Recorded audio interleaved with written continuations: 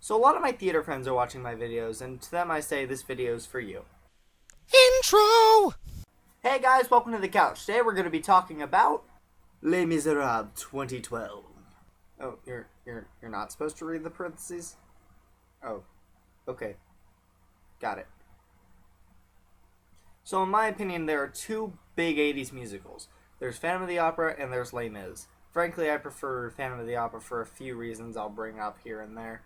But we're here to talk about Les Miserables because it was made into a movie and that's the one I've actually seen. And liked. Schumacher!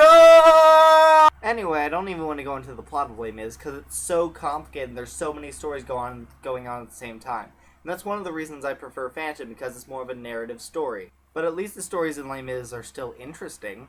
And the songs are really good too, just in the movie version they're not sung by the best of singers. But they're not awful singers, I'll give them that. Anne Hathaway does a really good job, Hugh Jackman does a pretty good job overall, and everyone else is pretty solid. I heard they cut songs and rearranged numbers throughout the film, and I didn't notice. So good job, writers and Thomas Hooper.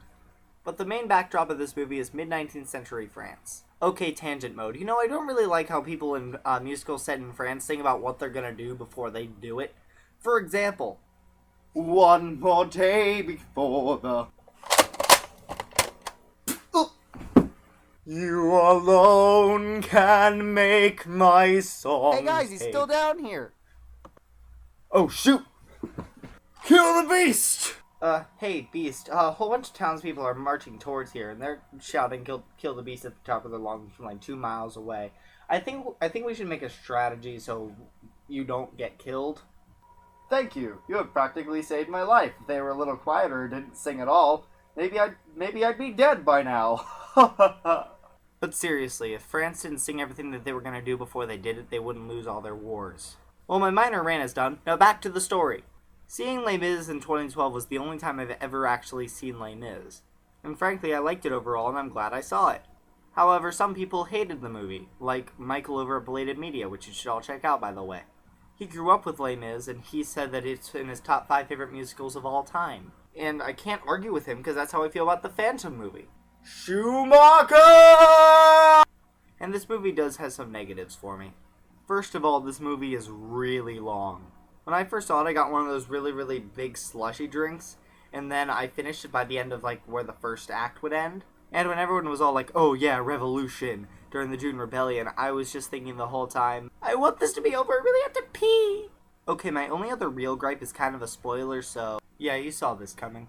For the most part, I hate how the romance in the film between Marius and Cosette is handled. Okay, when the film shows that Marius and Cosette first see each other, we're all supposed to be thinking, oh, it's love at first sight!